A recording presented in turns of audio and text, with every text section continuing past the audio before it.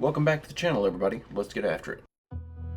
So apparently the Cybertruck has a stop zone, and I might know why. It's got something to do with the accelerator pedal. So let me show you something interesting about my Cybertruck. Is that pedal looks different, right? It's missing this.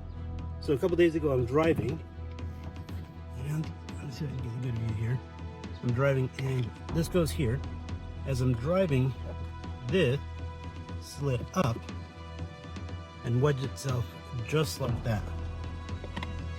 It's not clipped on, so it's kind of hard to see, but this wedged itself right there. And as you can see, based on the design of the floorboard, this sliding up, and the way this was still hooked onto the pedal, it held the accelerator down 100%, full throttle. Now, I was luckily had a clear mind, didn't panic, and holding the brake down overrides the pedal. So I was able to stop the car, but anytime I lift the brake, it would start accelerating again. I stopped the car, put it in park, got out. At first I thought the pedal was broken, but then I realized that nope, this was wedged down here under this little section here, not allowing this pedal to come back up. So yeah, looks like there's a recall or some kind of stop cell for that. Somebody that panics, that could be pretty dangerous. Crazy. I'll tell you what, as cool as those things look, I've been seeing video after video after video of major flaws with these things. Number one, I guess at this point, would be that the gas pedal can kill you. But the most concerning thing that I've seen so far is if you close the trunk on your finger, it'll just cut it off. Not really a feature I'm looking for in a vehicle. Ladies, how are you not more pissed off about this? I just saw a video talking about this, so I'll tag the creator, but you want to know why the United States is literally one of the only countries that gives zero maternity leave?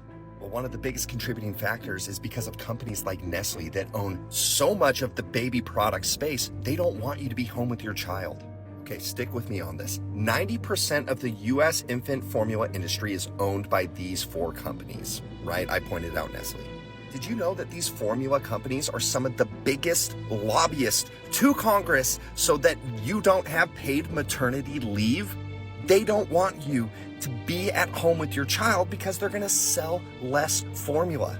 In fact, they estimate that breastfeeding results in economic losses of $350 billion a year.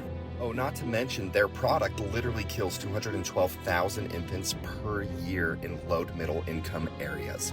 Like, this is so appalling and disgusting to me because think about it, their marketing strategy, all these nice videos with the babies and the mom, and it's like, you're the most important person to your child. They don't give a fuck. Like, their marketing is basically like, we're trying to screw you guys over. We're killing your kids. We're the reason why you can't be home with your child after you give birth. And we need to pay millions of dollars so that people don't know how bad we are. You know, it's funny because we look at history classes, right? And we look at things where we're like, why did the Romans do that? Why did the Greeks do that? How are they in the Dark Ages? 200, 300, 400 years from now, people are going to be looking at our timeline and they're just going to be like, holy crap, all of these companies just did evil things and nobody was paying attention. Everyone was just kind of like, that's a good commercial. Let's go buy their product. I'm just shocked. Like I said, I saw the video by that creator I tagged and it's just stuck with me for days. Like, how are people not more pissed off about this? I think because nobody knows about it. It's somewhat shocking to find out about this, but is it really? That's not surprising. I'm all for a capitalist society, but we absolutely need some rules in place to stop stuff like this from happening. We have a capitalist society where everyone's just trying to get the most money that they can get with their company, and then you have a corrupt government that's willing to take funds in from those companies in order to do their bidding. It's a bad combination that leads to undesirable outcomes. The scariest sounds in space are 100% real, but will keep you up all night long. Nah, just you wait till you hear some of these and find out what they actually are. Now I know what you're thinking. There's no sound in space, so this is just a load of bollocks, right? Well, That's what makes this even scarier. So first of all, there are some sounds organically in space, which NASA used something called an electromagnetic acoustic transducer, which basically takes these waves and puts them into sound waves so we can hear them. But the scarier thing is from actual astronauts who have been in space and things that they have seen and heard.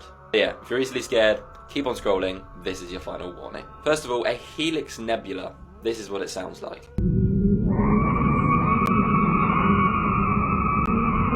Nah man, this sounds like a flipping demogorgon screaming at me. How is that even possible? This is what a supernova sounds like, and it's absolutely, honestly, nah.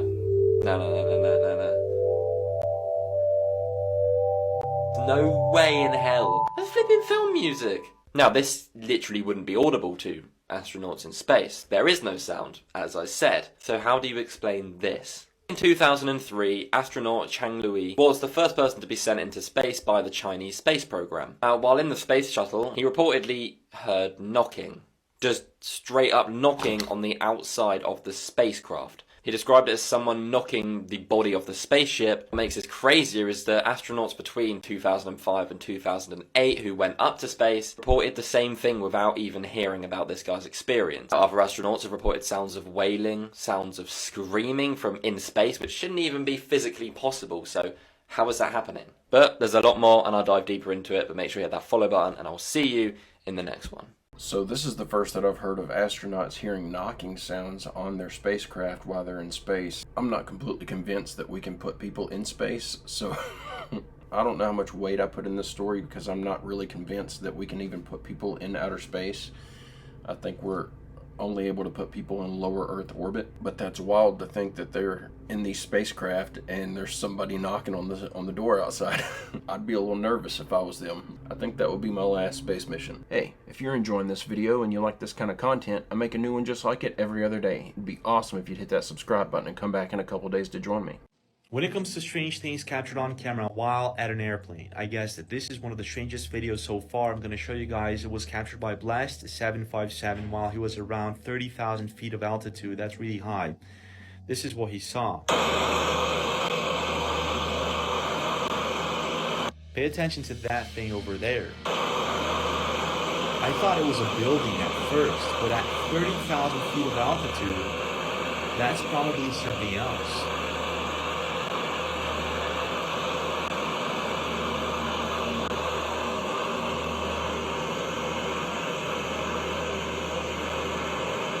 I'm gonna zoom in and mess with the brightness so you can see it better.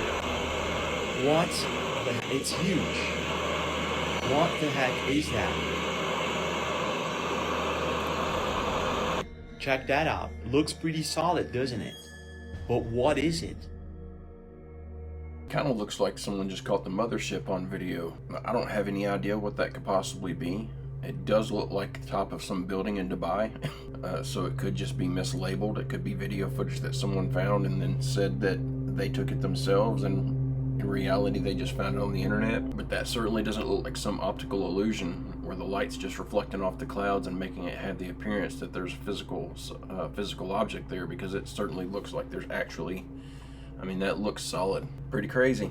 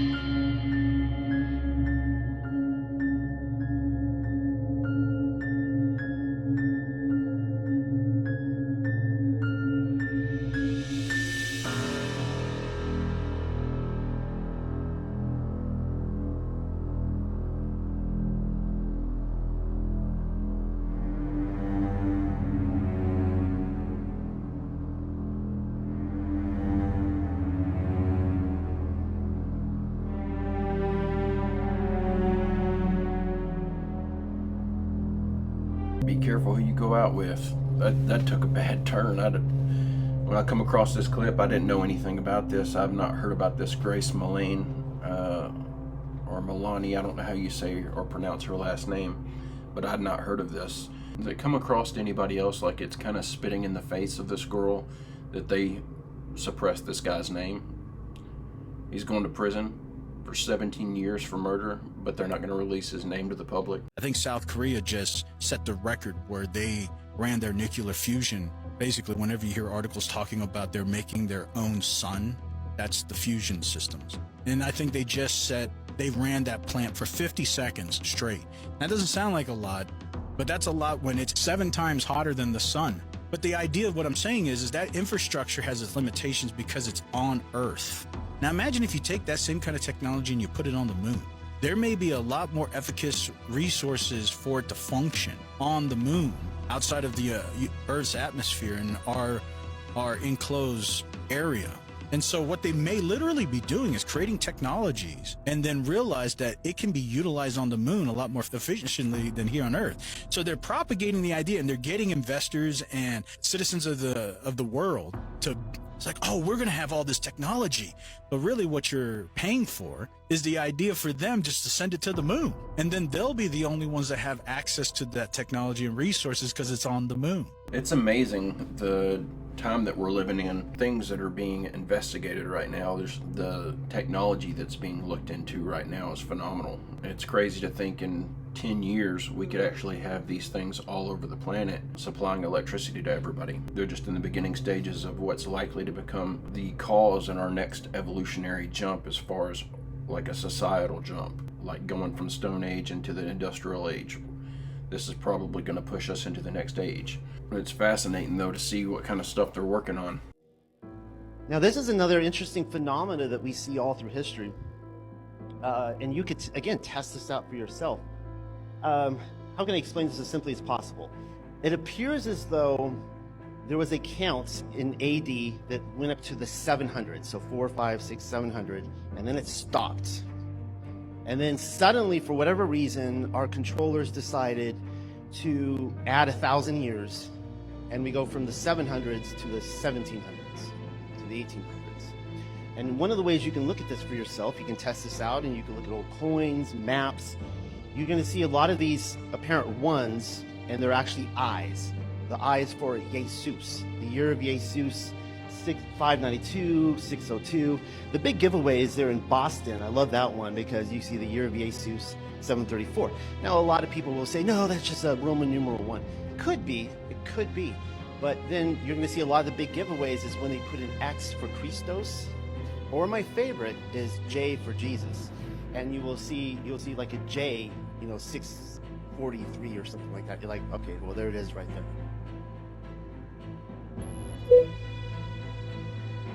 So I definitely believe that we have had more than one mud flood. I don't think that we just had the Younger Dryas event. I think that this is something that occurs over and over and over again, that civilization reaches a certain point and then there's a cataclysmic event that just wipes almost everybody out and we have to start over anew.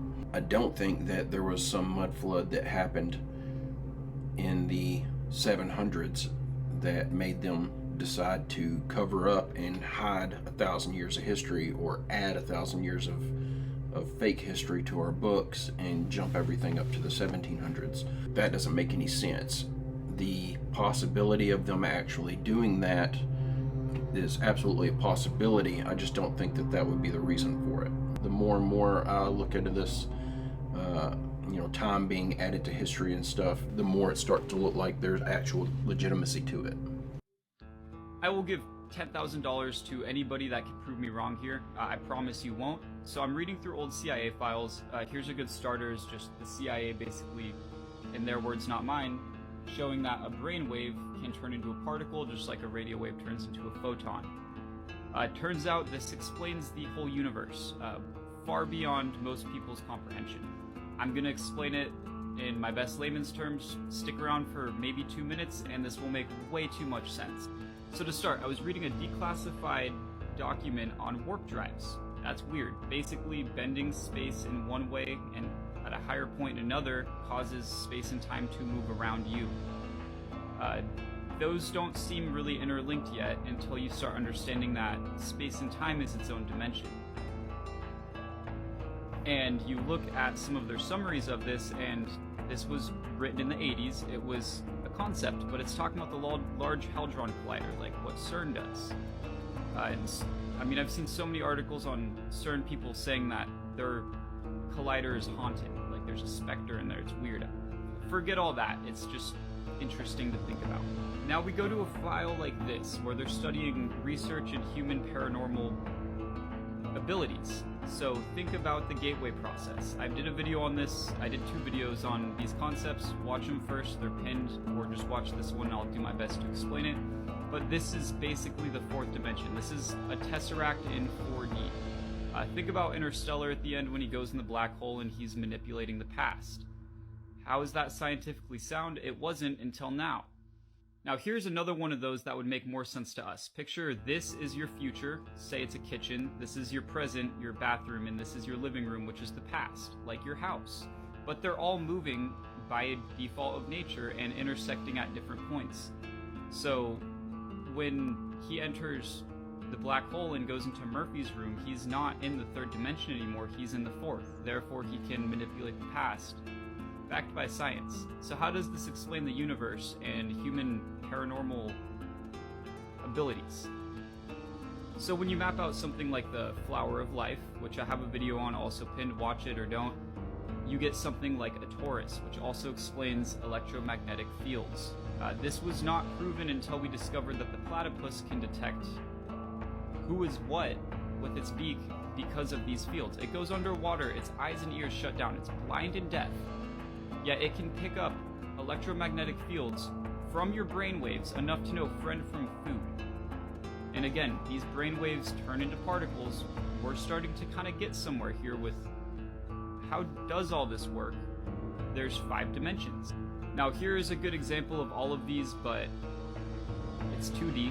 It's, we can't really map that out, we can't perceive it. But picture line, dimension 1, square dimension 2, that would be where we live. You can go up, down, left, right, forwards, and backwards. It's 3D.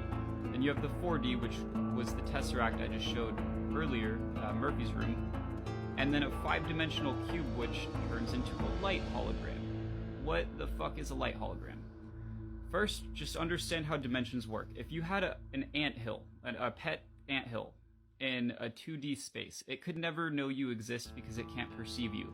So you dump a bucket of water on it, and it's like their whole world flooded as an act of God. It's interesting to think about, but just follow it here. Us living in the 3D could never perceive this or this. But we have proof that this exists because we have space and time and ways to manipulate it. So now we look back to these CIA files, and they show even in the 19th century that physicists knew that the 3D was not enough to prove the fundamentals of life, of nature. And they go on to say that it's more so our consciousness projecting thoughts out that affects our reality. How does that work, and why does this make sense? They're actually all very interconnected.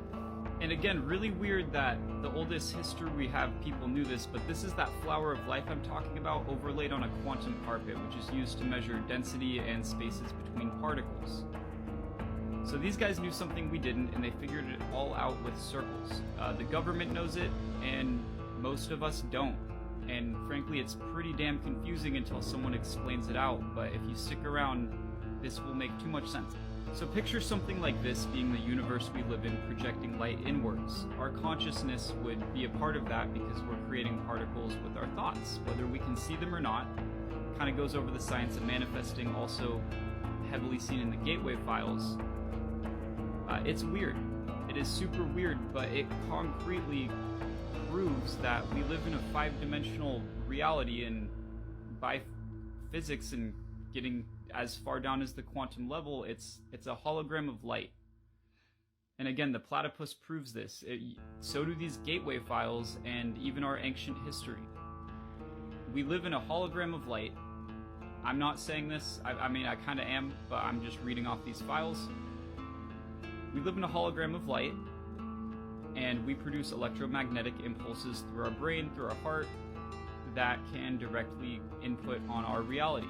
So now you think about stuff like fear-mongering. A little out there, but follow me. If we're all focused on something bad is going to happen. Then you look at stuff like an eclipse or the fucking war on drugs. I mean, all these different things, and it creates fear, it creates hate. Okay, follow me. If everybody loved more, it would directly change this, because as a collective, we have more power than as a singular being. I mean, I know tons of people who would talk about manifesting. In fact, all of my rich friends swear by it. I'm starting to myself because I see results.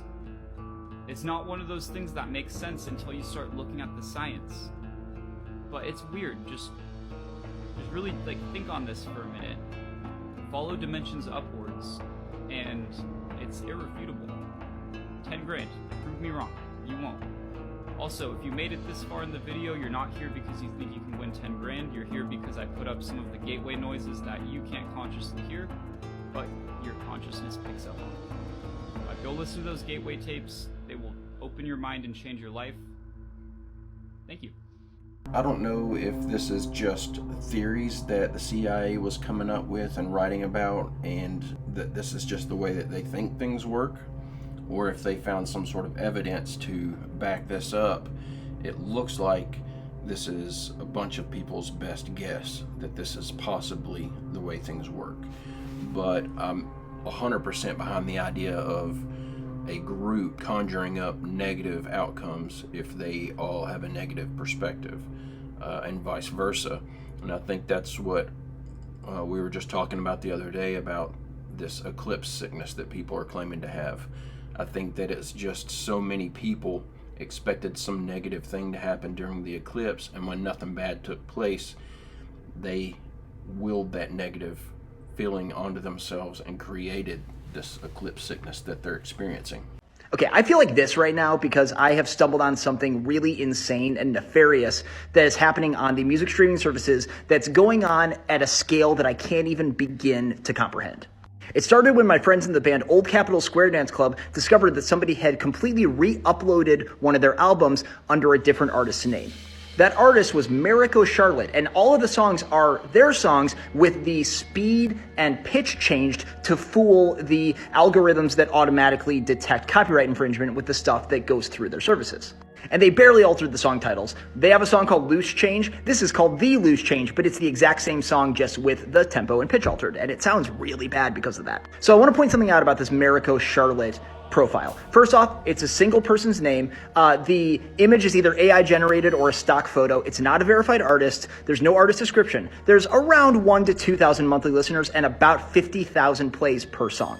And these have to be 99.99% or more bot plays, because this music sounds really bad. No human ears want to be subjected to this, taste aside. So I discovered that Mariko Charlotte is on this playlist called Comfortable by Nathaniel Yee. It starts with 4 pop songs so that those thumbnails show up on this as to not raise any suspicions. But the rest of the playlist is about 300 songs by these fake artists. And it's all someone else's music with the pitch and tempo changed. And check this out.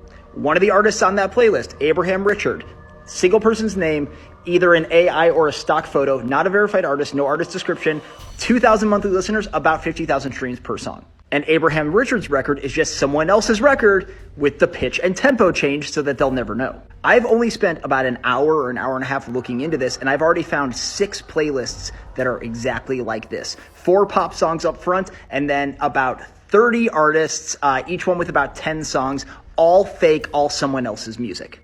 So let's do the math, okay? 180 artists, 10 songs each, 50,000 plays per song, about 0.3 of a play per stream on Spotify. That's $270,000.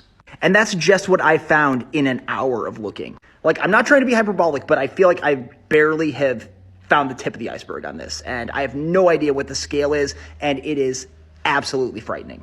My friend Dan, who I've tagged in this, took interest in this and has tried to find who the real artists are for each one of these things on here, but it's really got whack-a-mole all over it. If you want to help us sleuth, leave a comment. Part of why this is infuriating is that Spotify determines their payout rates by taking all of their kind of pool of money and dividing it by all the streams. So if this many plays are inflated by stealing someone else's music, that's lowering the payout rate for everybody. And Spotify is demonetizing any track that gets less than 1,000 streams in a year. So it's not just that these ripoff artists are making more money than the actual artists, they are making money and the artists are not. And I might come off like this right now, but honestly, I have no idea how deep this really goes. We all know that Spotify is all scamming everybody and that the artists aren't getting paid what they're supposed to, but this dude is absolutely onto something. This is clearly some scammer ripping off other people's music and then re-uploading it as their own and using bots to get the streams and stuff going. Yeah, somebody's making themselves a killing right now doing this. What are some of the big things, in particular in Missouri, that you found that were really interesting? The things they found in Missouri are crazy. They found, Egyptian ruins, cities full of pyramids, but they're building that beautiful bridge there in St. Louis that crosses the Mississippi. And when they were running the pylons, they're blowing the rock and they blast their way into a tunnel. And they found a whole city with paved streets, carved stone, fountains, completely buried with a roof over its head. That seems absolutely absurd. That to me is far from absurd, and that in almost all states that you find with mining especially, or well digging, that they run into buried cities. And this is all over. Farmers are digging a well, they hit a city. Like, how do you explain that? And when you dig deep enough, you go, okay, this has happened several times. Like, yeah, of course there are ruins everywhere, but here's the kicker. It's cities built on cities on cities. Maybe the elite are like, the best way to bury something is to absolutely dominate it and cement it over and put skyscrapers there and all that stuff. Wipe it clean, yeah. So I don't think that this stuff was intentionally hidden from us, where they covered everything up purposefully and then made the decision to hide it from us. I think that this stuff was covered up naturally, and that by the time a lot of this stuff was being discovered, there was already a narrative in place that these discoveries would have contradicted. And so the powers that be decided that in order to keep the narrative going, keep selling their academic books and being able to teach what they're teaching in colleges and whatnot, they had to hide all this stuff so that they didn't look stupid, so that they weren't proven wrong. I think that's what's going on. And I think that's why a lot of this stuff is hidden from us, is just because somebody out there doesn't want to look like a dummy. I'm literally stuck on you. Stuck on you? Oh, heck yeah. Move your hands back. There you go. Back. There you go. Watch your fingers in the back.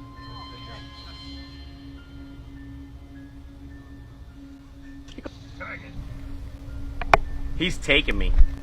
Is he? His back's like picking the boat up. Okay. Dude just gonna smack away the alligator with his oar. I don't see how people keep getting themselves into these situations. It doesn't make any sense to me why someone would make the decision to go in alligator infested waters and float around on a canoe. It just doesn't make any sense. But guys, I'm gonna go ahead and end the video right there. I hope you like these clips we watched together today. I'll be back in a couple days with another video. I hope you come back to join me. I hope everybody has a great, safe, fantastic day, and I will see you in the next video.